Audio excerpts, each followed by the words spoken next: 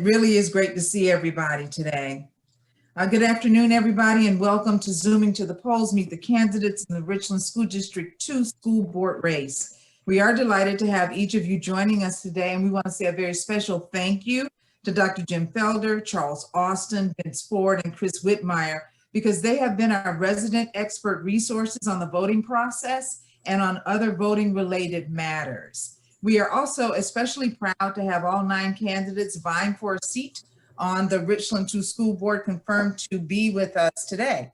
Now, before we turn it over to Ivory Matthews, who's going to be moderating along with our COO, Yvonne Bean, we do have a special guest that I'm hoping is with us. I'm looking for Collie Gallman.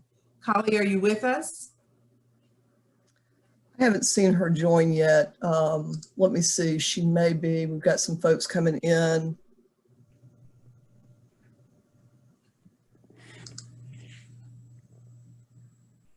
So what we'll do, I'll go ahead and give you a little bit of information about Collie Gallman, and if there is an appropriate time later in the program, then we'll double back. But we wanted Collie Gallman to talk about a website that she's created called votersonthefence.com. And it's to counter voter apathy. As we all know, all of us are trying to do that. And so Collie developed the website to be able to do that.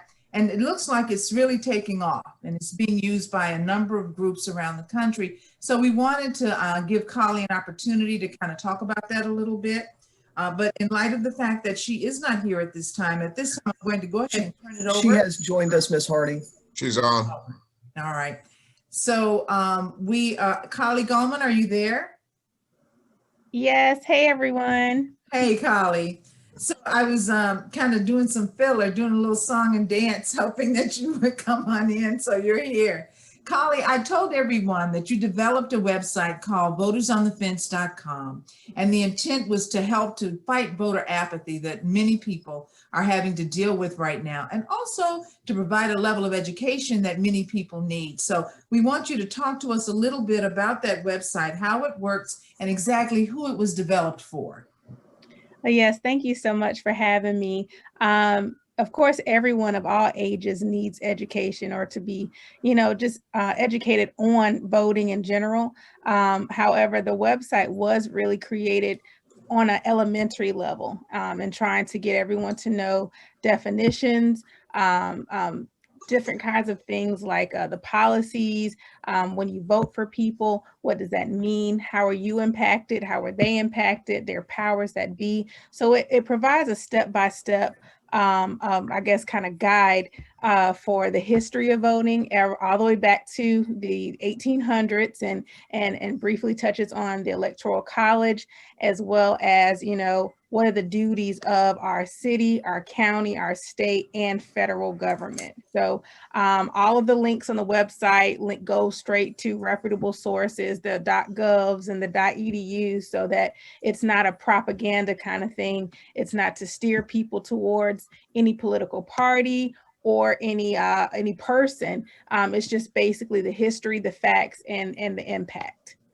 It seems like it's really taking off. I shared with our audience that you've gotten responses from all over the country, from people who are interested in using it as a teaching tool in a number of their environments. So how's that been going? Oh, it's been going well. I actually just got off the phone with someone from Alabama A&M.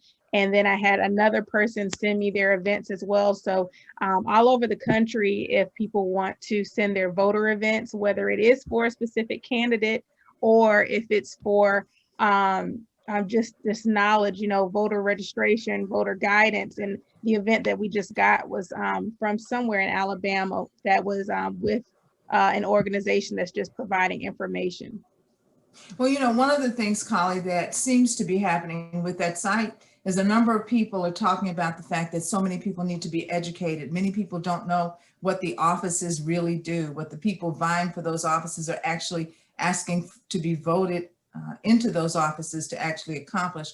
And so having that kind of tool has been just really, really important. Any closing comment that you want to make before we start to hear from our resident experts today? No, I would just like to say, young people in general really need to, know the who, what, when, where, why. I'm a millennial, but I know that I have a lot of millennial friends who either don't want to vote because they don't think that it matters, or, they say they don't have time, or they shrug things off, or they just are not educated on the issues. So I would, really want to hone in on my millennial family and my Generation Xers as well too, who are 18 and can vote. They've reached that milestone. So I would just say, just please go out and educate everyone that, this is important. Colleen, I'm so glad you were able to join us again today. I know that we had invited you last week to participate, and we had some technical issues getting you on. So I'm glad you were able to join us. And I hope you can also join us next week when we have our focus on younger voters and millennial voters as well. Oh, definitely. I love it. Absolutely. And if you would put the information about votersonthefence.com in the chat, and if you can, just I love the graphic that you use, so I want people to see that too, because it really is really great. Congratulations again, Colleen. Okay, thank you. At this time, I'm going to turn it over to our CEO and COO, Ivory Matthews and Yvonne Bean, respectively. Ms. Matthews, Ms. Bean. These are unmute.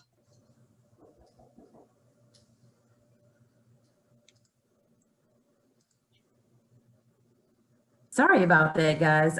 Thank you, Kelly, for all of the wonderful work that you do. I've checked out your website, and super excited to see all the information, and we'll be sure to share it with our millennials and young folk as well. Thank you, Cynthia. And again, it is great to have so many community leaders, organizations, Columbia Housing staff, and residents join us today. I have a few housekeeping things before we get started. We will be using the chat room at the bottom of your screen throughout today's session. We invite you to list your questions, and we will ask as many of you as we can when we open the Q&A with our speakers. So today's Q&A will be handled by the moderators. That's me, and also Ms. Bean, Ms. Yvonne Bean, who is our Chief Operating Officer. Lee McRoberts from our communications team will relay questions from our chat room. Our total time allotted today is 1 hour and 30 minutes. Before we hear from our candidates, we'd like for our resident experts on the voting process to help us set the tone. We'll ask each of you a question in your respective area. And then we'll begin proceeding with questions from our expert folk who've joined us on a weekly basis, and we're so excited to introduce these individuals. It is our pleasure to introduce Dr. Jim Felder, who is the director of South Carolina Voter Education Project, Chris Whitmire, the spokesperson for the South Carolina Elections Commission, Vince Ford, a former elected official and SVP at Prisma Health, and Reverend Dr. Charles P. Austin, the chair of Richland County Board of Voters Registration and Elections, who are also here with us today. Ms. Bean and I will field questions from our resident experts in this order. We do have Chris Whitmire on. Is Chris on, Lee? I'm unable to see. He is. Okay, awesome. Yes, I'm here. Awesome. Okay, so first question, Mr. Whitmire. We have seen a record number of people standing in line to vote in person absentee. Are we setting records? Are you seeing more activity in some parts of the state, throughout? Yes, we are setting records, and we're statewide. Right now, we're voting about 23,000 people a day, just in-person absentee. This says not including by mail. That number's been rising a little bit. Sort of the daily average has been rising. So I imagine if I look at that again at the end of today, we could be a little higher than that. That puts us on track for about 500,000 people to vote just in-person absentee. And it looks like we'll probably have another 500,000 people somewhere in that range who vote absentee by mail. So 1 million people could vote before Election Day in this election. And so all of those numbers are record setting. We've never done those numbers before. I could give you all the historical numbers, but just know this way, the record for absentee voting was a little over 500,000 set in 2016. So we're gonna somewhere around double that. That could be somewhere around 40% of the electorate voting before Election Day. That's a rough estimate, you know, and rates can change, and that'll all depend on final turnout. But those are some rough estimates we're looking at. Couple of notes about Richland County and in-person absentee voting. One of the things I've been trying to make sure that voters understand is that these extension offices, you don't necessarily have to go to the one that's near where you live. So they've opened them in various places throughout the county, but just like anyone can go to the voter registration office, anyone can go to Park Lane, anyone could go to North Springs. In my head, I don't have all the locations, but any voter in the county can go to any location. So that's one thing that there's been a little confusion about. It might make sense if you live near, let's say, Park Lane, that you think, well, I have to go to the Park Lane location, and that's not the case. Again, if you're voting absentee by mail, number one, the deadline to apply if you want to vote absentee by mail is coming up soon. It's October 24th, not this coming Saturday, but the Saturday after that, 11 days from now. So if a voter wants to vote absentee by mail, they need to act now, get their application, get it in so a ballot can be mailed to them. For all the people who have absentee by mail ballots, make sure you sign the voter's oath. You get a witness to sign it, and the witness puts their address. That's part of the witnessing process, is for the address to also be there. So we've been trying to clarify that and make sure people understand that. There's a line there, it says address, a witness signature, and then underneath it, address. You need the witness signature, and they have to put their address there. And again, any other person can be a witness. You know, there's been a lot of questions about, well, I applied for an absentee by mail ballot, but now I want to vote absentee in person. You can do that. I think there's a lot of that going on, especially last week when people who had applied for ballots had not received their ballot in the mail. They're worried about it. They wanted to just go take care of it in person. And we were saying, hey, you know, just be patient, wait to get your ballot and vote that. But certainly if you have any concern about your ballot not getting there, or you just simply decide you want to do it, you can go do that.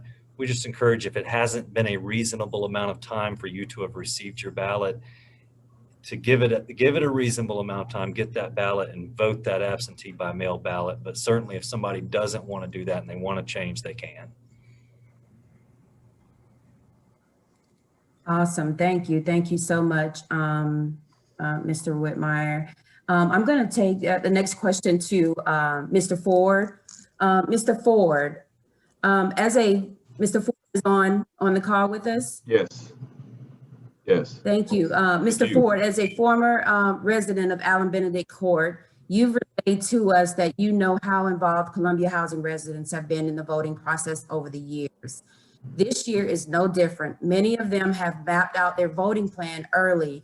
Can you talk with us about the importance of the voting plan? So yes, thank you, Ms. Matthews, and to your senior staff, and to Ms. Hardy, and especially the candidates today for being on here. As a person who lived in Allen Benedict Court for close to 20 years, living there meant that was my community. And we didn't refer to living there as public housing. Is just where we live. But every aspect of having a quality life was important to us, from being educated. Education was emphasized. Voting was as well. And the Columbia Housing Authority has always been the agent that empowered the residents to make sure that they vote by having, at one point, even the ability to vote in one of the housing locations, or many of the housing locations. So I would encourage every member of housing to vote. The thing that we used to emphasize a lot, and still do, there may be other days, but the one day of the year that we're all equal is when we walk in that ballot box and cast that ballot. it carries the same amount of weight. I like what Ms. Goldman talked about. It carries the same amount of weight as anyone else. And so don't give up that right to vote. There are people who gave up their life, Medgar Evers. There are people who were beaten, like John Lewis, trying to encourage people to vote. And I could go on. So don't let their lives be in vain. Please participate in the voting process. Thank you so much, Mr. Ford. The next question is for Dr. Austin. Has Dr. Austin joined us? Okay. He is not. We'll give him a couple more minutes to join. Then I'll move on to Dr. Felder. We are excited to have all of the candidates. I'm sorry, Dr. Felder. The presidential elections is important, but the local elections are important too. Why is today's session with these local candidates so important? All politics are local. And the school board race, I always say, is the most important one. School boards spend the most of your tax dollars, go to support the school system. So you really should be interested in and concerned about who is spending your tax dollars for your children. So school board races are most important. President can't run the school board. He doesn't set policy for the school board. So this crowd is the most important crowd in my mind on the ticket this time around. Yes, it's an important race from the top to the bottom, but please, please go out and vote for these candidates. So I really appreciate that the Housing Authority has seen fit to have this kind of forum so people can get familiar with these candidates.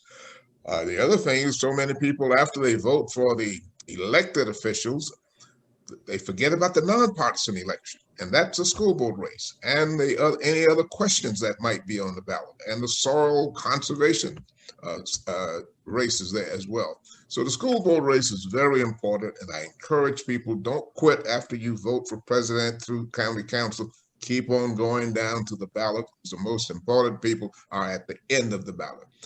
I have been roving around the state, for that matter.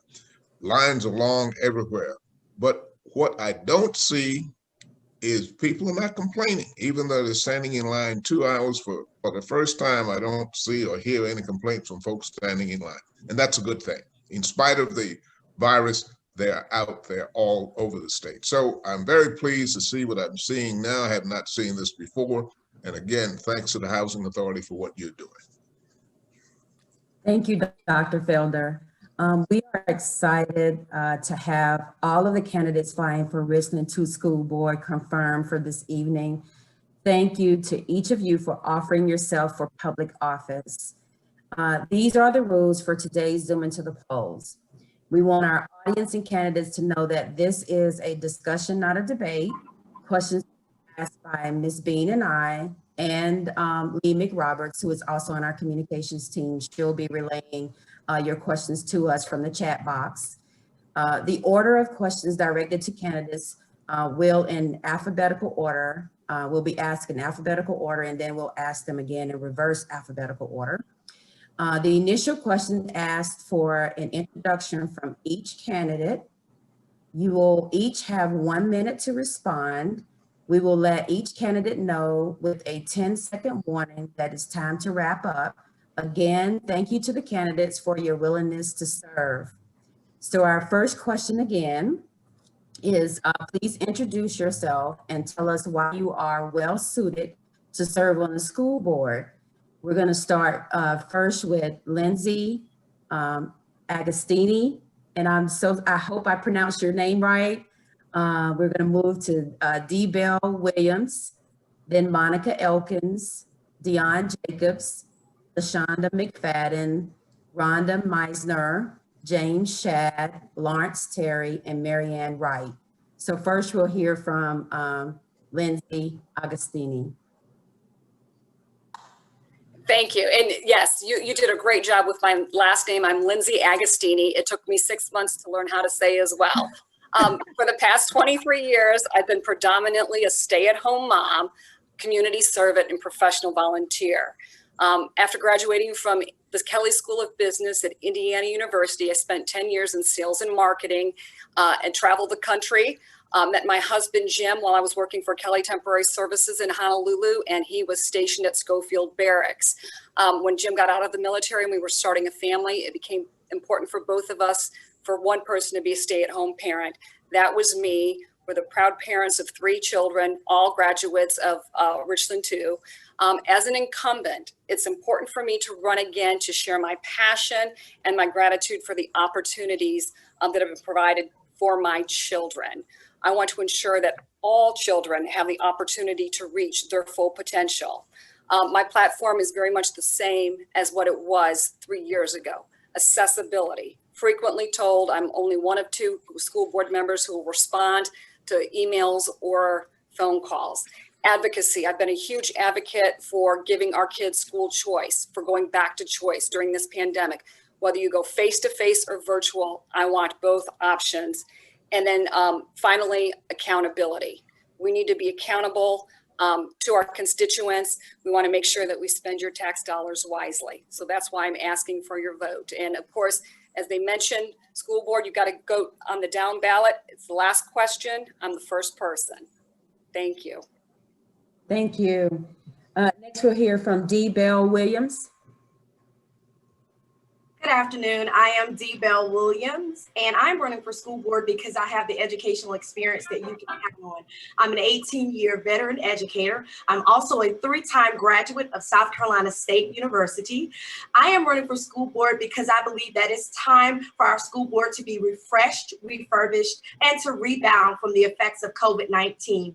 As an entrepreneur and a current college professor at Benedict College, I understand the trajectory of where education is going and what COVID-19 has done to our world, specifically regarding what we need to be preparing our students for regarding being globally competent. I want to be a voice for educators. I've been in the classroom 14 years prior to transitioning to the college level. So I understand the language that the teachers speak. I understand the needs and the desires that they have. Because if we don't have educators, we don't have a school. We don't have a school board. There will be no need for us. And so we have to amplify the needs and the desires of our educators to ensure that they stay in the field. Also running because that ACT stands for accountability, cooperation, and transformation. I believe that it's important as school board leaders that we are accountable to the partners in the Richland School District community, and that we work cooperatively together with one another as a school board, as school board members, and also that we are transformative leaders. We should not only be in a position by title, but that our lives and everything that we do should be transformative for the educators, for the parents, and for the students. And that's why I am running for school board. As Mr. Felder already said, school board is the last item on the ballot, and I'm the second name on the ballot, and I would appreciate your vote. Thank you. Thank you. Thank you, Ms. Williams. We'll hear next from Monica Elkins.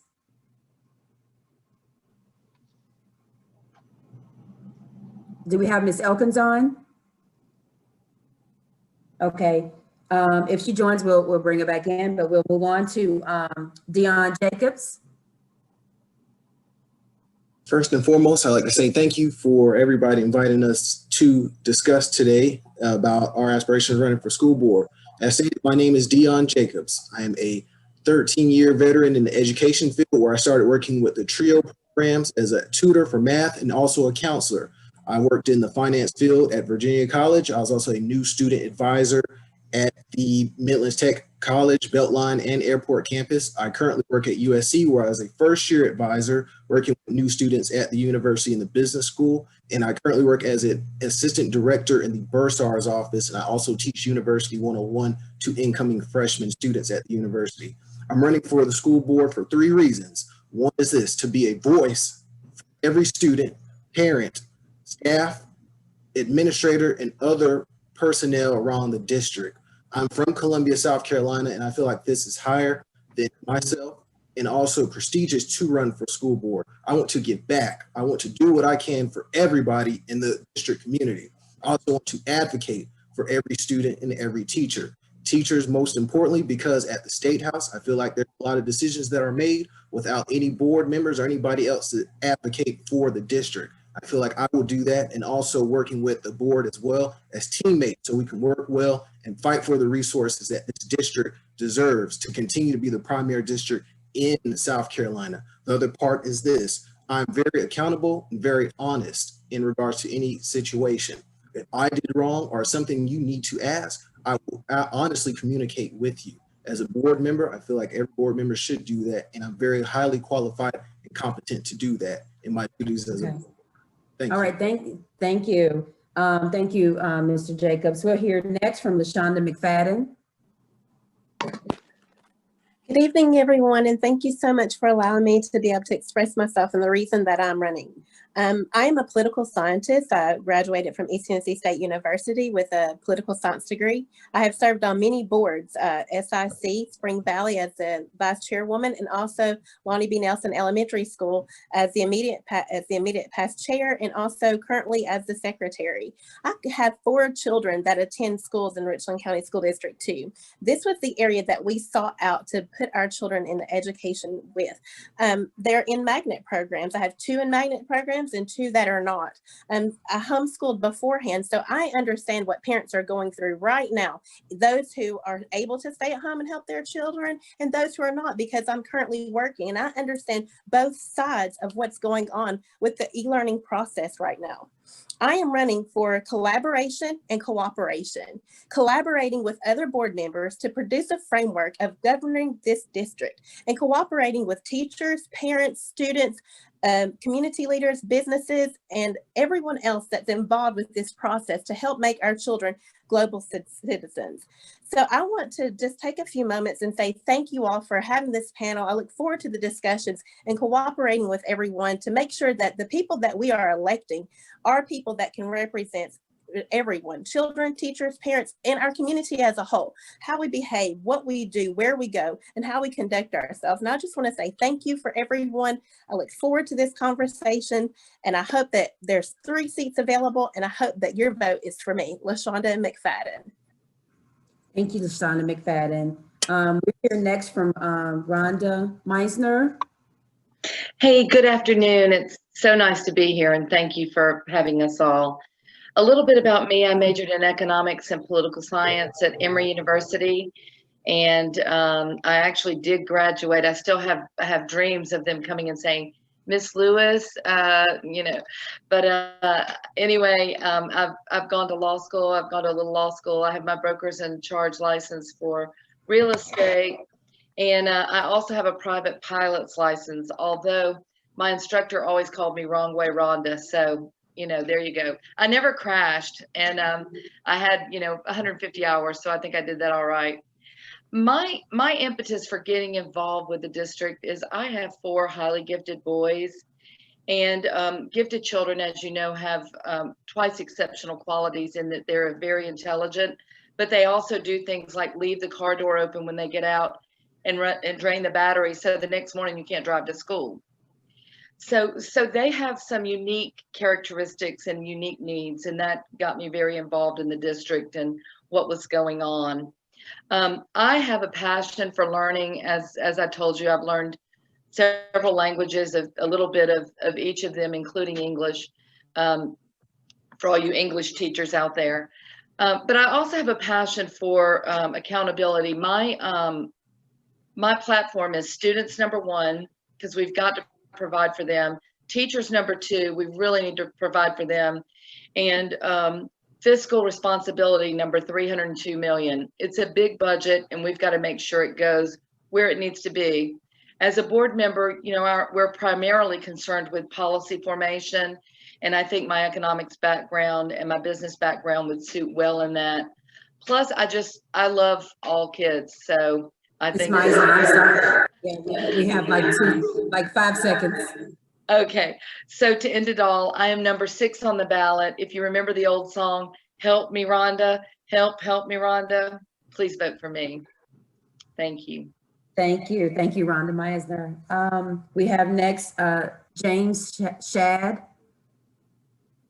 Yes, thank you so much, Ms. Matthews and senior staff. I'm Jamie Shad, lifelong resident of Columbia. Graduated from Eau Claire High School, then went on to Winthrop University, where I earned a political science degree, English minor.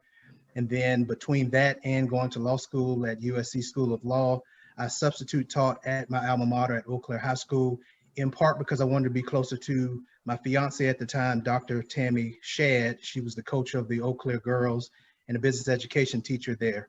After I graduated from the USC Law School, I started my legal career at Johnson Toller Batiste and learned under I.S. Levy Johnson, Bill Toll, and Luther Batiste, and Solicitor Gibson, our current solicitor for Richland County for the Fifth Circuit.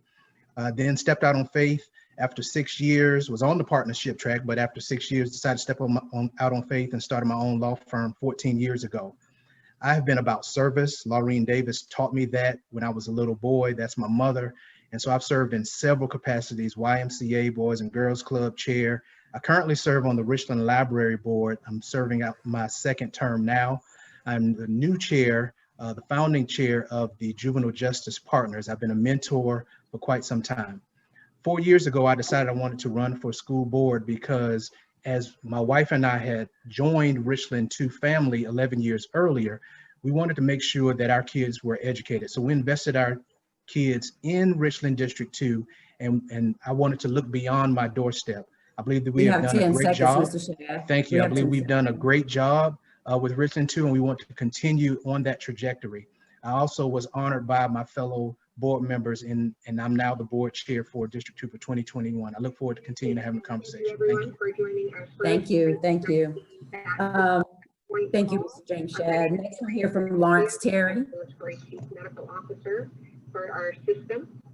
And do we have Mr. Lawrence Terry on? Also my partner with these calls, our Chief Clinical Officer for okay. In the Midlands. Next we hear from Marianne Wright. Meeting invite to Dr. Scott. Rick, did you receive it and are you on the call now? I am on the call. Thank you. Oh, I'm sorry. Someone, we hear you. If you can mute your line. So between the two of us, we will. If everybody can mute their line, we're hearing somebody's entire conversation. Thank you. All right. Marianne Wright. Yes, thank you all for having me. I'd like to tell you a little bit about myself. I'm a native South Carolinian born in the Low Country. So I affectionately refer to myself as a Geechee Gullah gal from the Low Country, and I love all things Geechee Gullah. I got my undergraduate degree, a Bachelor of Science in Biology from the University of South Carolina here in Columbia, and a Master's of Education from the Citadel. I became a science teacher and taught for 29 years before retiring and moving back to South Carolina, to Columbia in 2010. And as a teacher, I was honored with many accolades and acknowledgements, but none so dear as District Teacher of the Year in 1998. Once moving to South Carolina in 2013, I was honored by the South Carolina Democratic Party as one of 50 African-American trailblazers and by the South Carolina Democratic Women's Council as an unsung heroine. I'm a mother and a grandmother. I also was a military wife for over 20 years. Throughout my adult life, I have been drawn to service, and I've served in many capacities, two of which I was founding members and financial secretary for the Columbia chapter of the National Coalition of 100 Black Women. And as I said, I always felt that I was drawn to service, and I feel that that's something that is a lifelong urge in me. I have reasons for wanting to be a Richland 2 school board commissioner. And I believe in order to be an effective school board member, you have to have a clear vision of what your goals are for the district. You need to understand what factors affect student performance in that particular district and be able to develop effective goals for improvement. So let me share with you some of those reasons. Ms. Wright, I'm sorry, your time is up. Okay, thank you. Thank you so much. Next, I'm going to turn it over to Ms. Yvonne Devine, and she'll be asking questions from our residents. Thank you, Mrs. Matthews. Before we move forward with the questions from the residents, I would, however, like to circle back. I understand that Dr. Charles Austin has joined the call, and he's one of our resident experts, so we do want to afford him an opportunity to address everyone. We know that Dr. Austin. Good afternoon. How are you? Doing well, thank you. We know that you Good. guys have worked hard over at Richland County Voter Registration and Elections Office to make the process go smoothly. I understand, however, there were some issues with some of the in-person absentee voting locations. Has that been fixed, and are the absentee ballots out? As issues have been brought to our attention, we have addressed them in real time. So I'm trusting that at this moment, we're up to date. Now, we still have a few minutes before 5 o'clock, so things may happen. But for right now, as we get concerns from voters, we address them in real time. I do want to share with you that so far, we've had 18,764 voters to cast absentee ballots. We have mailed out 64,643 absentee ballots, and we have 20,753 that have been returned. So the process is running fairly smoothly. There were a couple of challenges in the beginning because there was a data issue, and we needed to clean that up before we began mailing out the ballots. But the vendor has been very timely since we got the data situation resolved. The vendor has been very timely in terms of getting the absentee ballots out. Now, there are a couple of things I do want to remind our voters. One, when you receive your absentee ballot, please, when you complete the front side of the ballot, turn the ballot over. We had a concern raised that persons' names in the nonpartisan election for school board, Richland District 1 school board, were those names were not on the ballot. What we have since learned, and I learned this last night, quite frankly, as I was completing my own absentee ballot, and that was I just happened to turn the ballot over, and there were those nonpartisan, those names for the nonpartisan election. So I want to encourage our voters to please complete the front portion of your ballot and then turn the ballot over and just to see if there's anything there. Awesome. Thank you, Dr. Austin. So now we'll return to our candidates, and we have a question from a resident. And that question is, many of our parents in the district are concerned that expulsions have increased. Why is that, and how would you address it?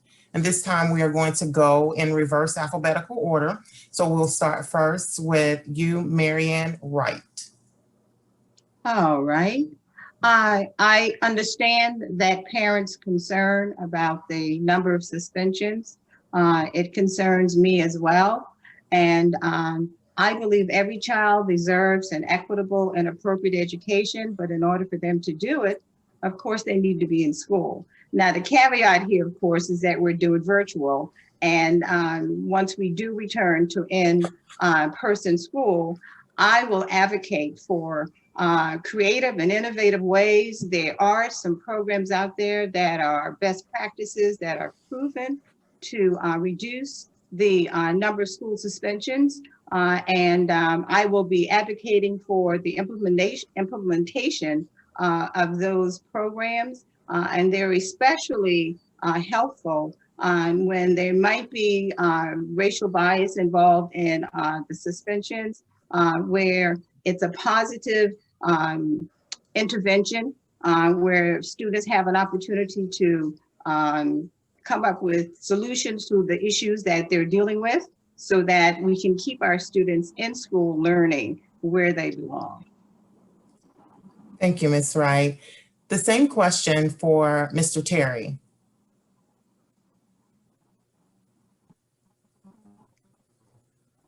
Mr. Terry's with us, Ms. Bain. Mr. Terry, I'm sorry. Thank you, Lee. Mr. Shad, then the same question for you. And please let me know if you'd like me to repeat the question. No, ma'am. Thank you, Ms. Bean. So more than 4 years ago, there was the perception that there were a number of disproportionate expulsion hearings, especially with regard to our students of color. I've represented many a student in Richland District 2 in defending them regarding their misbehavior in expulsion hearings. And so that was part of the reason why I ran as well. And so if a child is not in school, then they're not learning. We've heard the term that, idle time is the devil's workshop. And so I made a concerted effort once I came on the board to critically look at the expulsions, the suspensions as they came before us. But I am proud to say that the district has done a great job in changing how we do discipline, in teaching our teachers on cultural relevance, because sometimes that's a situation, making sure that they know about ACEs or adverse childhood experiences so that they know the child that they are getting coming into their classroom. They may have had a bad night. They may have not eaten the night before. There may be domestic violence. And so we take all that into consideration. But I'll say this too, our hearing officers have actually taken a more critical view when those recommendations for expulsions come up. Some of them, if they are level 3, that's an automatic request for expulsion. So we have to look at those. But I would tell you this. 10 seconds, Mr. Shad. Thank you. I would tell you this. Once it comes to the board, we put our heads together and come to hopefully a consensus. Sometimes we don't always have that. And so I've at least come in with the view of trying to make sure that our children stay in, while also balancing that other students also have that right to an education. And if there's misbehavior that is confronting that, then we have to address that as well. Thank you, Mr. Shad. The same question for you, Ms. Rhonda Meisner. So I always think that it's the parents' perspective that sometimes changes their view about whether there are things. I can assure you my children have been suspended a lot, mainly for forgetting their name tag. And usually it's an in-school suspension. And I think that that's a little excessive, for forgetting a name tag. What I think is important, though, is those in-school suspensions actually do, kind of form a memory that they need to remember their name tag. The school is a place to learn, and there is discipline that is required and needed in the schools. And also, perceptions and numbers, like Mr. Shad said, if the numbers show that there is a discriminatory intent, that needs to be addressed unequivocally. You can't have certain kids, whatever they are, football players, basketball players, cheerleaders, whatever. You can't have any one group of folks getting a privilege that is not extended to all of the children. So I think the numbers are important. I think a review of the numbers is important. And I think a reasonable approach would be the way I would look at that. Thank you. The same question for Ms. LaShonda McFadden. Okay, so I've had the opportunity to work at Blythewood Academy for 3 years with the community health program. And basically what we did was we went into the school and we taught behavioral practices for the students. What we see a lot of times is that the children may not function well in a large classroom or in a large setting. But once they get into Blythewood Academy or a smaller area, they tend to thrive a little more, even though their graduation rate may be a little lower because the grade that they had already made in the school before they got there might be lower. It's hard to catch up. But what I mean by that is that for the expulsions that are coming through Richland County School District 2, those students a lot of times end up in Blythewood Academy or homeschool. If we could come up with a program to help those students before they get suspended, the tiers that Ms. Meisner was speaking about, the in-school suspension about the ID badge, of course, like she said, they're necessary because you have to have your ID. However, there can be a way to offset that, to take time to look at those students and find out which ones are thriving in a smaller atmosphere, with smaller classes, with people that can actually help them. A lot of times students act out because they have things going on in their life, their personal life. They're coming from messed up households, basically, you know, where it's a challenge every day just to get something to eat. So 10 we need to seconds, Ms. McFadden. Thank you. We need to make sure that we are looking at that individual student to make sure that we're providing the things that they need so that they can be successful and not get expelled. Thank you. Same question for you, Mr. Dion Jacobs.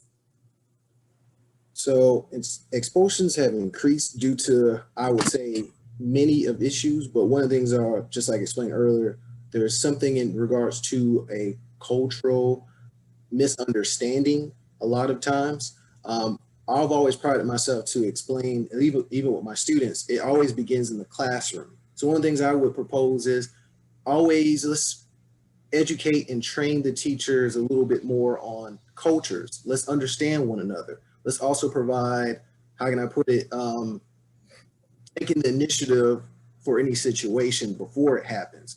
In my classrooms, I always tell every student, let's have a discussion. Let's do one-on-ones. Let's find out what is going on. So just in case something happens, I can help you provide the resources just in case. I even told one of my students, because one time she said she had a hunger issue. I said, well, let me do this for you. Let me know whenever you're hungry or whatever you need. We'll go to the pantry on campus, or I will even provide food from my pocket with my money to give you so I can help you succeed. So we have to all work together with the students, but also bring in the community as well. So I'd also ask the community, hey, what can we do to help these students out? Can we provide free food services, tutoring opportunities? Or I also suggested, what about the class sizes? What can we do to help out every student in these situations? Thank you, Mr. Jacobs. The same question for you, Ms. Monica Elkins.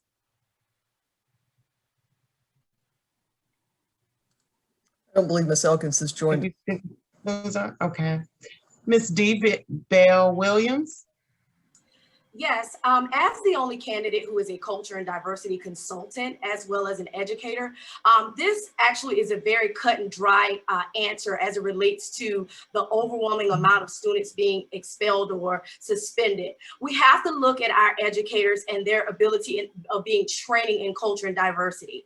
As it relates to culture and diversity, not just the checklist, oh, I went to the PD, but how is it actually being applied within the classroom? You can look at the United States Department of Education website, which gives statistics that reveal that Black and brown students are suspended on higher proportions than their white peers. However, in K through 8th grades, majority of the teachers don't identify as Black and brown. So we do have to begin to look at the differentiation between cultures and those educators understanding the cultures of the children that are entering into those classes. So that's one of of course, to me, the major way in which we look at that. As a researcher, I think it's important for us, again, as a school board, to not only look at the data as it relates to what's happening and just institute policies or just institute programs, but to ensure how are we evaluating whether those programs are actually working or not within our classroom. Because if we're still seeing students, especially those who are Black or brown, being suspended, 10 seconds, Ms. Bell Williams. Then maybe the programs that we're instituting are actually not as effective as we think. Thank you. The same question from Ms. Lindsay Agostini. Thank you. And I think the question focused more on expulsion than suspension, but I will address both of those. And first of all, with the expulsion issue, I do remember my colleague, Mr. Shad, multiple times this year when we were presented with expulsion statistics, having our superintendent, Dr. Davis, reiterate the number because it was lower than what it had been in previous years. So I'm not sure, the accuracy, while it's still alarming or unfortunate when kids are expelled, I do think that there has not been growth or an increase in expulsion. With that said, sitting on the school board in the past year, I actually was the school board member. We reviewed policy, and one of our policies was saying that there was zero tolerance, and I believe it was for alcohol use and drug use in the schools, and that every student would be suspended, will be suspended. I was the board member, and while I don't condone these activities, I was the board member that took away the zero tolerance and had a change to that the school board would prohibits the use of drugs and alcohol at school, and that they may be suspended. Mrs. McFadden alluded to our school, Blythewood Academy. That's a great alternative educational opportunity for our 10 students. seconds, Ms. Agostini. Thank you. That's a great opportunity for our students who make a bad decision, and so that they can continue their educational process at an alternative school. Thank you. Thank you all. Ms. McRoberts, I believe we have a question from the audience. We do, Ms. Bean, thank you. I have a question relating to the question that everyone just answered. How are the candidates prepared to offer referrals and resources to students who need them? And how would you address those students' individual needs? If each candidate will please respond in alphabetical order. So we'll start with you, Ms. Lindsay Agostini. Can you repeat that question? How are candidates prepared to offer referrals and resources to students in need?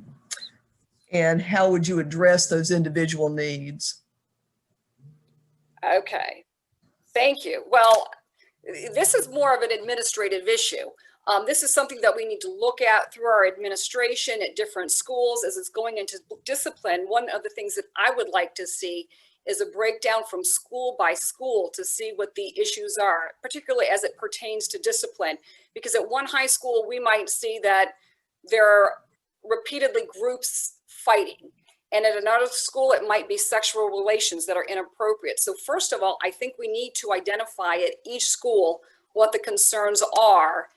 And then after being given that information and breaking it down, figuring out what resources we need to implement in each school. But the biggest issue right now is actually being able to go into each school and get the breakdown of what our concerns are before we can implement any resource. Thank you. Thank you. Same question for Ms. D. Bell Williams. Sure, I believe that you know, Ms. Agostini is dead on. That is definitely an administrative issue.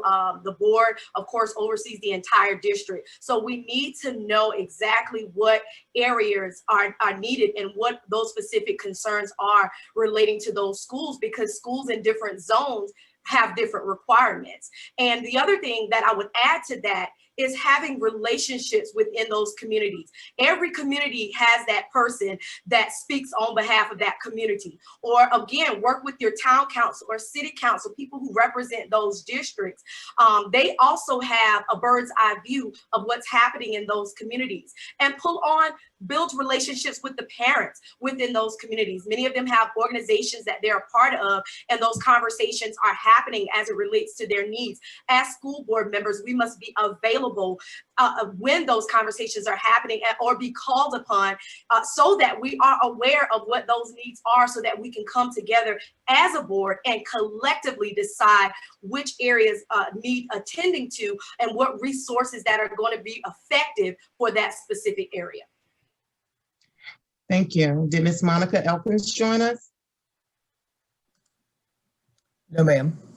Same question for you, Mr. Dion Jacobs. Thank you. I will say the biggest issue is trying to figure out how to evaluate the needs and resources of each school in general, but I'll say being accessible to communicate those things first and foremost. That's one of the biggest issues that's always happened. We always want to go individual, but let's work as a team to address, hey, what are the overall individual needs from the schools, but as a whole, as a district, but also taking in part communicating with the communities that also use these schools for those services. What do you need from the district to help you out? But what can we do to bring in other community partners? Like one thing that was always addressed was making sure students have available internet access. Well, let's see if we can have a meeting or discussion, or propose a draft proposal to AT&T or Verizon to provide these resources for the students in the area. These businesses have the resources and they can assist, or even the libraries. What can we do to help ensure that we have enough students that are able to use this library, to use those resources, but also provide some teaching assistance as well? The community involvement does help grow student achievement as well. So that's one thing that I always address and always provide communication on. Thank you, Mr. Jacobs. Same question from Ms. LaShonda McFadden. Yes, so the resources that we should be doing is reaching out into the community. And I was participating in the Community Gives Back a couple of months ago. And there's this organization called Sowing Seeds in the Midlands. And their job is to, or what they do is they take students 13 to 18 and they help them make good decisions for their life. So when we're talking about expulsion rates, and we're talking about teen pregnancies, because that happens in our schools as well. When we're talking about these issues that these students are coming home with and the gangs that they might be in that would lead to expulsion, that the resources that they're going to need to make them productive citizens, we need healthcare professionals, mental health professionals. We need to be reaching out into the communities and supporting not just financially, but actually sending these resources to people like Sowing Seeds in the Midlands. Just reaching out to businesses, our county officials, to make sure that we're developing programs that are really going to be used for helping them. I don't think that we can all do it by ourselves on the board. We just make the policies for it, but we can make a policy that says that we will welcome people we will welcome people and businesses to help with our students. Thank you, Ms. McFadden. The same question from Ms. Rhonda Meisner. Well, first of all, as everyone has intimated, the board is a policy and procedure. That's basically where the referrals begin.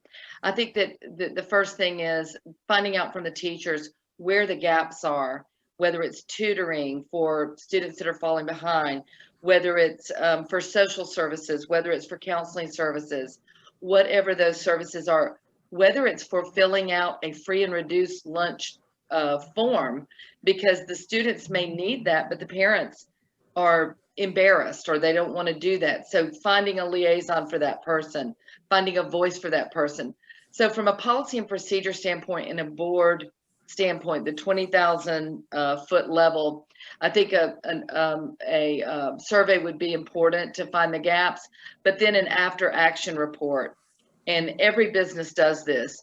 If you have an expulsion, let's look at what led to that expulsion. What could we have done before? And then create the policies to prevent that for other students. If you have a suspension, same thing.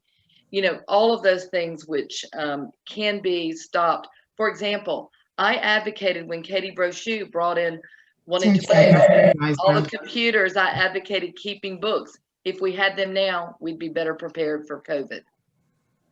Thank you. Same question for you, Mr. James Shad. So what folks should understand is, as a board, we're rather limited in what we can do in terms of getting on the ground floor. That's the role of the administration, to make sure they carry out our priorities. However, we set policy. We also set the vision, and we have priority goals for the district. And we also provide resources through the budget, resources that will assist with psychologists, school counselors, behavior interventionists. I put in the chat the best program that we have, making sure that there's a uniform disciplinary program. We have character development that has been with the district. I see our fellow board member, Dr. Cheryl Caution-Parker, who has been involved with the district for quite some time, but they also implemented character development with our students, starting with pre-K, going all the way through high school, which will assist them as well. Cultural relevancy and professional development with our teachers, mentoring programs. We have that in every single school as well. Dr. Davis implemented the Premier 100, where we try to recruit and retain 100 men of color in our classrooms by 2023.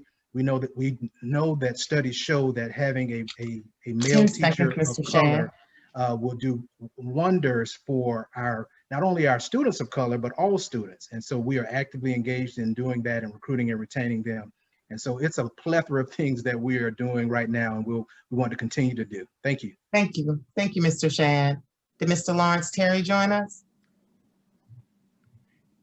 The same question, please, for Ms. Marianne Wright. Yes, thank you. I mentioned earlier that I have a lifelong resume and service to the community. As a matter of fact, I was one of the founding members and former financial secretary for the National Coalition of 100 Black Women. and I'm now presently involved with the National Society of Distinguished Women, which are both advocacy groups for women and girls. And we put forth mentoring programs that help to raise the consciousness of these students so that they are mentored, given direct advice and nurturing through us.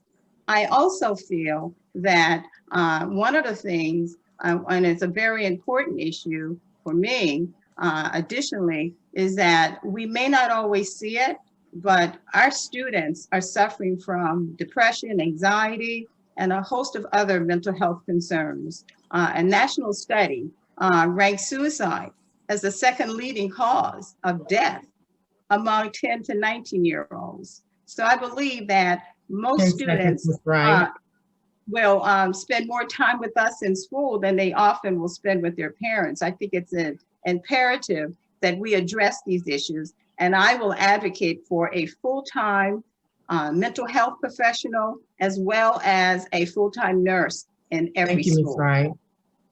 Thank you. We do have time for another resident question. We know that broadband is an issue for students across the state. And so how will Richland School District 2 help students overcome that? And this time we'll go in reverse alphabetical order. So we'll start first with you, Ms. Marianne Wright. All right. One of the things that I think we can do to help to bridge that digital divide is that at the time that students are registering for the upcoming year, that we survey them, see which percentage of them lack home internet access.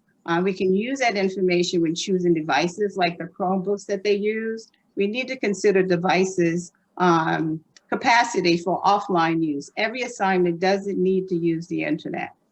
We can give students more access to the internet by creating appropriate numbers of hotspots throughout the district.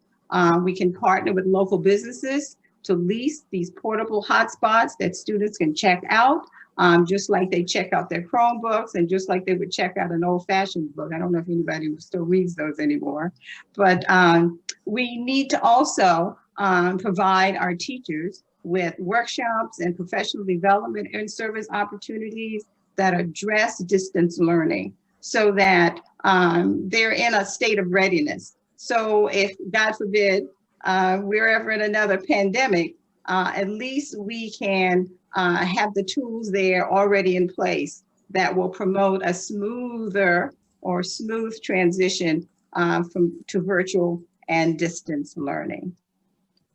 Thank you, Ms. Wright. Mr. Lawrence Terry. Mr. James Shad.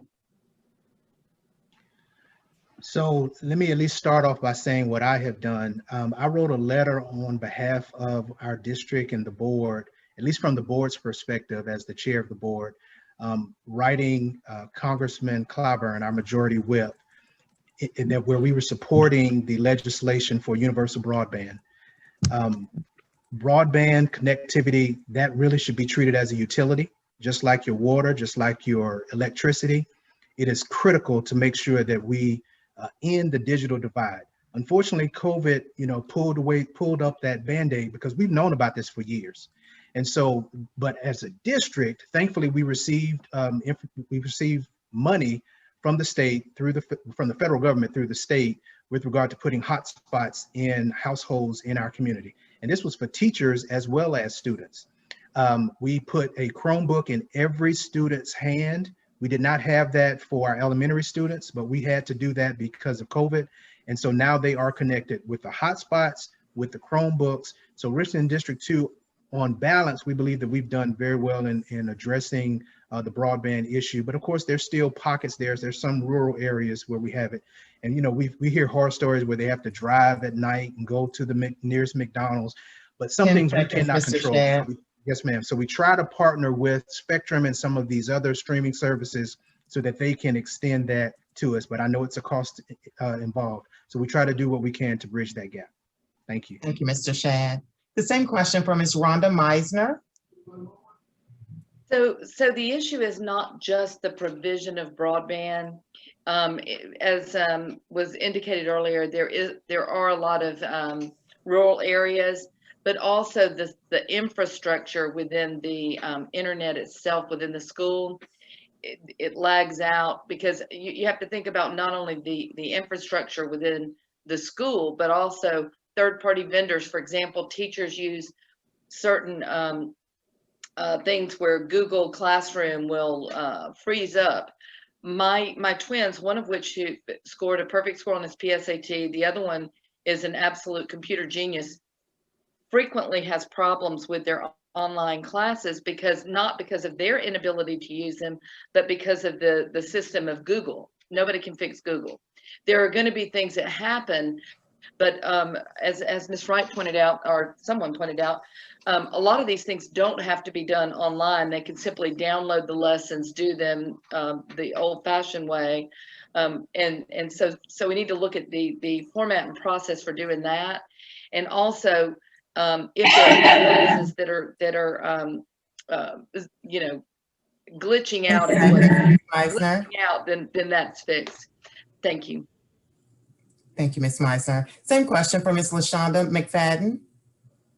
Yes, so I do agree with what Ms. Meisner and Ms. Wright said. There are some things that can be downloaded and printed, because the issue is the wiring under the ground. And like Shad said, I do also agree with him that we're going to have to make sure that it's accessible to everyone. I know that I've heard of what you call smart regions right now, where they are having lifeline programs for low-income children that's provided through Hargrove, Charter, and AT&T right now, that they're making sure that these programs are getting out to the ruralist areas. Right now, we also know that for the time being, that churches have opened their doors and are allowing parents to send their children to a safe place, especially those parents who may not have may be going to work, they don't have a place to send their child. It's operating actually like a school, a tuition school, where they're able to use the broadband from the church that is not lagging during the week when there's no one there. So those are great things for right now. I also suggested that we could use some of the hotels that are not being used right now. Every hotel room has its individual bathroom. When we're talking about opening up for going back to school, the biggest issue is if one child has it, they all have it. So for COVID, I'm just saying, I believe that we could use other places to go, like churches and hotel rooms, take those beds out, put desks in, and utilize what we have in our society. Thank you, Ms. McFadden. Thank you. The same question, please, for Mr. Dion Jacobs. Okay, first and foremost, I'll say I pride myself on being innovative. So a lot of these places around the local Columbia area, even though we do not want students to go to, not saying they do not, but we prefer not to use Starbucks, but let's use innovative building spaces like the district building in Sand Hills that has internet capabilities. Let's use the libraries, let's partner with them. One of the things I researched recently was in North Carolina, there are districts that partner with AT&T to provide hotspots for families and students that need to provide those resources to use internet for their education. One of the things I would suggest is let's reach out to these businesses. Like I've said before, we have Verizon and Elgin. Even though it's a call center, they may know somebody that we can speak to provide these resources. Let's also speak with AT&T or even Spectrum and other internet providers so we can provide those resources and make it even terrain for the students. Other point two is be fair and be equal. Let's also provide teachers with different resources and training to provide different types of assignments and also work for the students. Everything does not have to be on the internet. You can do something on paper, you can write something, whatever it may be. So let's also make it equal, but yet fair, because some students do not have those resources on a daily basis. Thank you. Thank you, Mr. Jacobs. Ms. Monica Elkins. Ms. D-Bell Williams. So like many of what the other panelists have said, and I'll say it like this, we can't throw out the baby with the bathwater when it comes to talking about technology and the resources that we're able to give to our students, especially those who are students who may be in areas that are struggling with broadband access, as well as our educators who may be in areas where they're struggling. I believe that it's important for us to leverage our partnerships within the community. There are several areas, that was one of my points as well, Dion, that we can look into empty buildings. We're in an area where Richland School District 2 sits in an area where it's residential and then it's retail. So there are lots of buildings over in the Sandhill area, areas that are just vacant, where we can partner business-wise to try to create spaces where we can have Wi-Fi access zones for individuals who live in areas where they have broadband disparities. The idea that churches have also opened up their doors is awesome, but we also have a body of students who will not go into a church because of their own respective religious beliefs. So we got to think far outside the parameters on that as well. We got to think about every student or in every situation as it relates to how we actually provide that access. And so 10 seconds, Ms. Bell Williams. As a former grant writer, Verizon, AT&T, many of your technological companies have funding to provide, to give schools access to provide better infrastructure for their schools. Thank you, Ms. Bell Williams. Ms. Lindsay Agostini. Thank you. And Mr. Shad had alluded to it earlier, but I think the district had a great response when we initially went into lockdown to continue education by distributing Chromebooks to our kindergarten through second grade students, providing hotspots to those families in need. But a couple of other things, we do have internet access at our schools. And a number of times I saw on social media when families were driving up and utilizing the Wi-Fi access, sitting out in their cars in the parking lots at schools. And we also, Richland 2 also did dispatch school buses with Wi-Fi and internet access to those rural communities so that families and students could come out and use that. But that's not to say that there isn't a problem that needs to be addressed. I think the best way that it needs to be addressed is us working collectively as a community to lobby our General Assembly, the parents in the community that are struggling with these issues, the school board, the city council, town councils. We need to collectively work together and collaborate and make that a priority for the state of South Carolina so that all of our students do have broadband. And finally, I'm happy that on November 4th, Richland 2 is going back to school. So that will eliminate some of those issues for the instruction. And those that are struggling with this will have the choice to go back for face-to-face instruction so they don't have to continually deal with the limited access that they have. Ms. Agostini. Thank you very much. Thank you. At this time, we will allow for closing comments from the candidates, and we will go in alphabetical order. So we'll start with you, Ms. Lindsay Agostini. Well, how much time do we have? Were you? 1 minute. Okay. Well, thank you again. I'm Lindsay Agostini. It's the last question. I'm the first person on the ballot.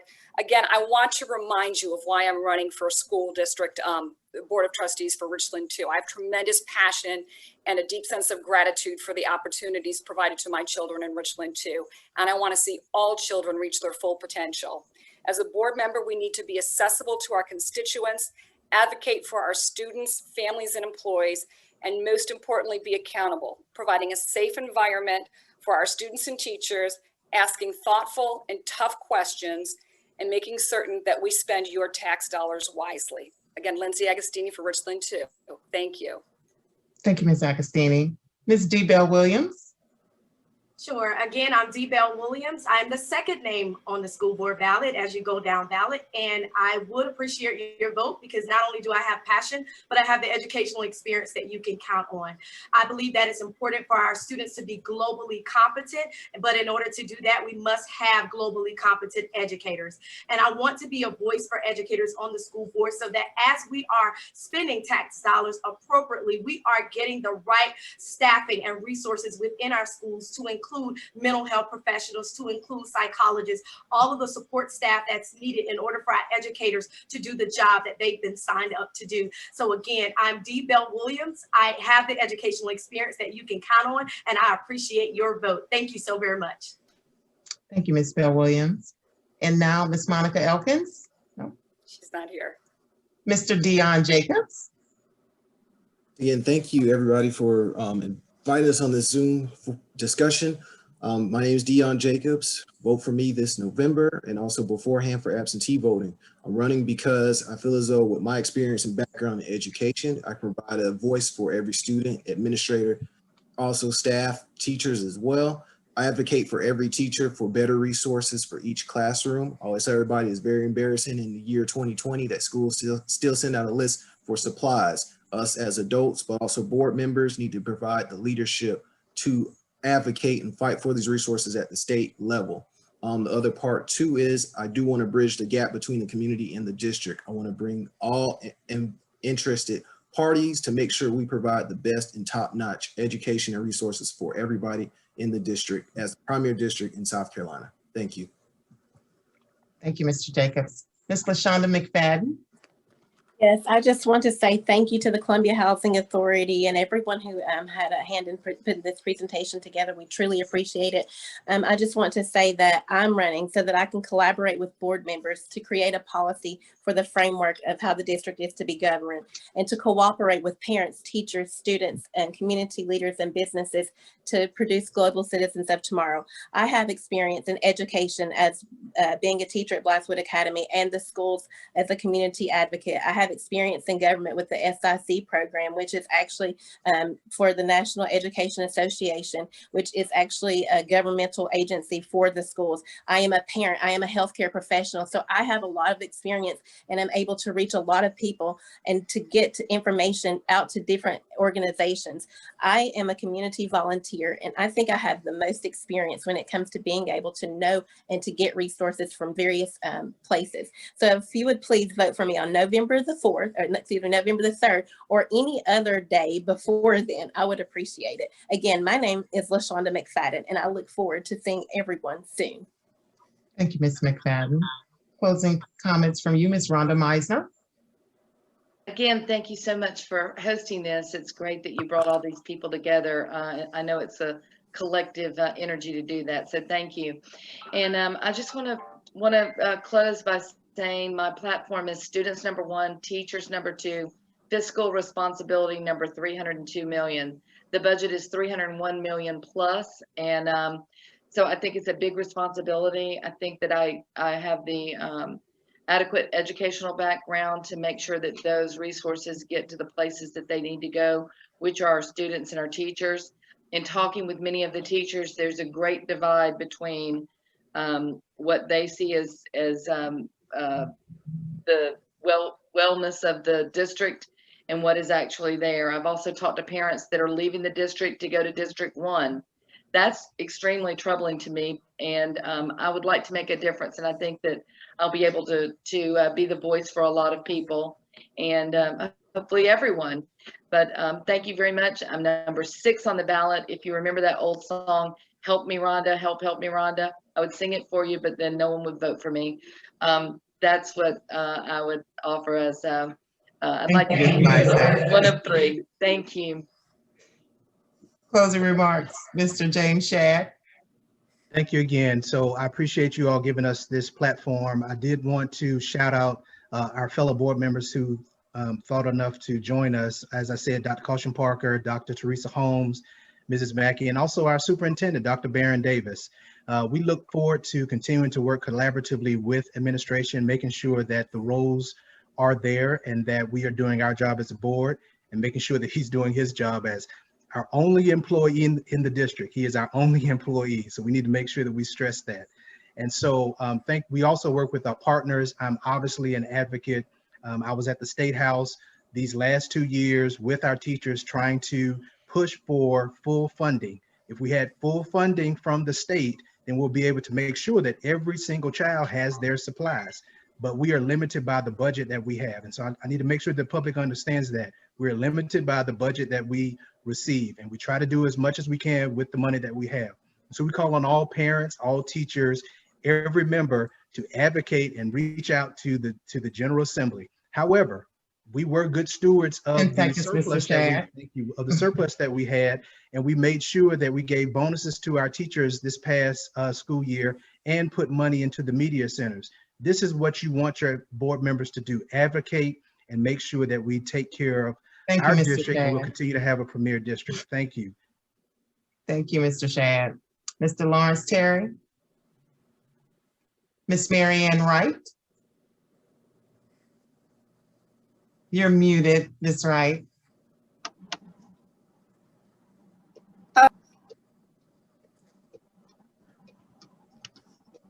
You're still muted. Okay, how about now? Yes, Okay. ma'am, we can hear you. I believe to be an effective board member, one must have a clear vision of what their goals are for that district, an understanding of the factors that affect student performance in a particular district. Each district is different, and be able to develop effective goals for improvement. I see Richland too as a model for forward-thinking, innovative districts in tune with the community that they serve. I think we need to hear from all the stakeholders. I see it as a district that is focused on student achievement, student growth, and well-being. So as a board member, those are the things I will focus on. Improving student achievement, implementing the most rigorous and robust curriculum, the highest educational standards, and the recruitment and retention of the most qualified faculty and staff.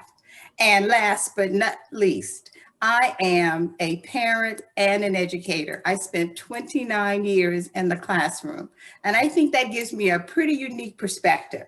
I have experience in being a parent and dealing with the school system on that level, and then also as being an educator. So I think it gives me a certain relatability to the two major players in educating our children, parents and the school community. So join me in this vision to move Richland 2 forward to a position of premier school district, which I know it certainly can be. And if you'd like to learn more about me, please go to my webpage. It's www.wrightforthejobsc.com, because I do feel that I am indeed right for the job. Thank you, Ms. Wright. Thank you. Before we move to closing comments from our resident experts, I would like to afford Ms. Callie Goldman the opportunity to provide closing remarks as well, who joined us to talk to us a little bit about voters on the fence. Yes, thank you.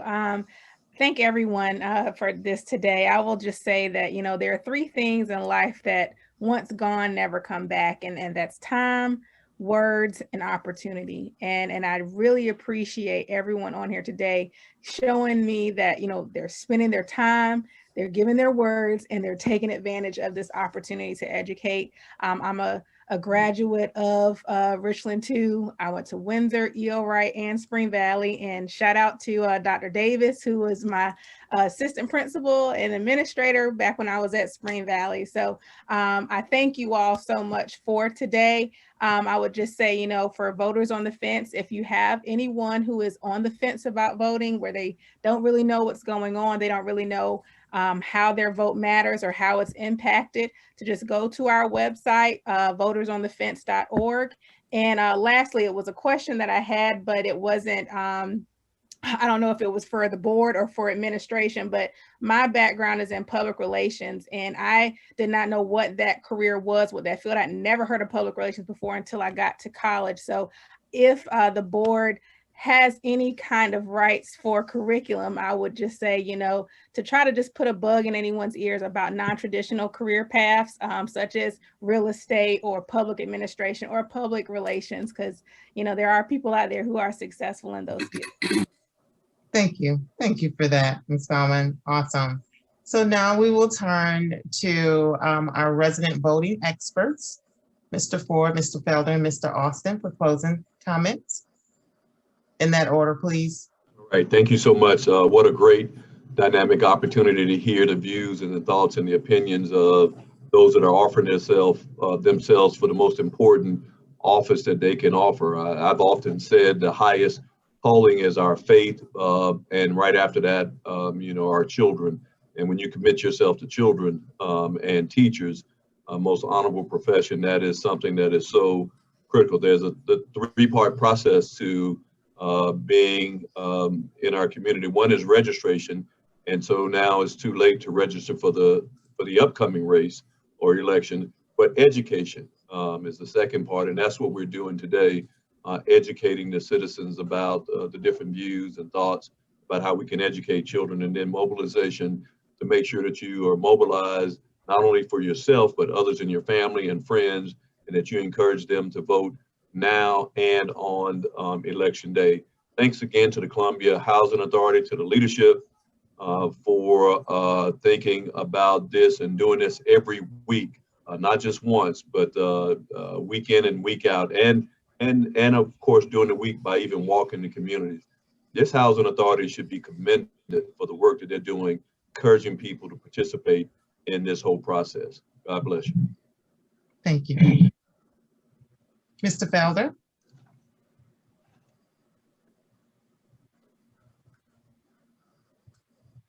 Did we lose him? Dr. Austin? Oh, okay. First, I want to encourage all voters who have received absentee ballots. As soon as you complete your ballot, make sure you get that you sign it, number one. We may have a bad You can drop ballots off. You can drop your ballots off at any of the 6 satellite sites. Secondly, if you receive an absentee ballot, but decide to vote in person absentee, do not simply discard your ballot. Return the unopened envelope to one of the 6 satellite sites. I want to also commend the Columbia Housing Authority for the tremendous work that you're doing throughout the community. This has been a really awesome partnership. I am proud to be a part of it, and just want to say thank you. And we look forward to joining you again next week. Thanks, Dr. Austin. I believe we lost Dr. Felder. He had another commitment. But again, we want to thank you all so much this evening. I'm going to turn it over now to Mrs. Matthews for closing remarks. Okay. Thank you, Ms. Bean. We do have our chairman on the call tonight, and I'd like to ask him to say a few words. Chairman Ernest Cromartie. Thank you, Ms. Matthews. To all of the candidates, we'd like to thank you for your participation and your commitment to education and public service. We'd like to also thank our special guests for their commitment to this process, Mr. Ford, Mr. Felder, and Dr. Austin. And as echoed by Mr. Ford and Mr. Austin, I'd like to thank the Columbia Housing Authority staff for their commitment and their diligence and their persistence in bringing forward the vision of the Board for Columbia Housing Votes and making Zooming to the polls a success. Thanks again, everyone, on behalf of the board, and I will turn things back over to Ms. Matthews. Thank you, Chairman. This concludes this portion of today's Zooming to the polls session. I want to thank members of Columbia Housing's Board of Commissioners who joined us today. Echoing from Chairman Cromartie, I also want to thank Dr. James Felder, Dr. Charles Austin, Chris Whitmire, Vince Ford, and all of the candidates for Richland School District 2 for providing such a great session for us today. I want to also thank our communications team for their efforts, Ms. Cynthia Hardy, Ms. Lee McRoberts. I want to thank many of our staffers and residents who joined the call today. I see you out there, so thank you for joining us. Finally, I want to thank all of the great community partners that we have. Columbia Housing is so blessed to work with you, and we cannot do this work without you, so thank you from the bottom of our hearts. We appreciate and value you all. Thank you, and we hope to see you on October 21st for the Zoom into the polls, where our focus will be on millennial voters. Be safe, and I look forward to seeing you all next week. Thank you. Thanks. Have a good night. Good night.